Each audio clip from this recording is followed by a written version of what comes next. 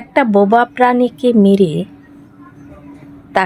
তার ভিডিও ধারণ করে সোশ্যাল মিডিয়ায় প্রকাশ করার অর্থ হলো আপনি কিছু ভিউ পাওয়া আশা করছেন।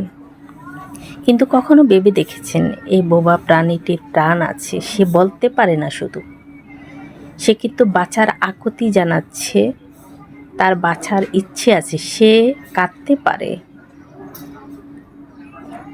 আজ মানুষ হিসেবে পুরো মানুষকে প্রশ্নবিদ্ধ করেছেন। আল্লাহর সৃষ্টি সেরা জীব হলো মানুষ, অথচ এইরকম নিকৃষ্ট কাজ করে মানুষ জাতিকে নিকৃষ্ট তালিকায় আমরা মানুষরাই ফেলতেছি। কখনো আমাদের বিবেক জাগ্রত হচ্ছে না। আমরা এই পশুটিকে মেরে কি প্রমাণ করেছি জানেন? আমরা নিকৃষ্ট জাতি। এই পশুর থেকেও আমরা অনেক খারাপ।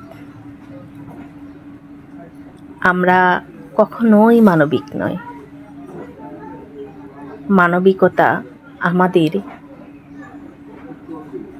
সৃষ্টিকর্তা দিয়েছে, আসলে আমরা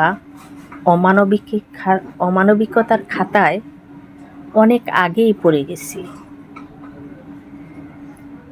এখন লজ্জা লাগছে আমরা বলতে যে আসলেই কি আমরা মানুষ?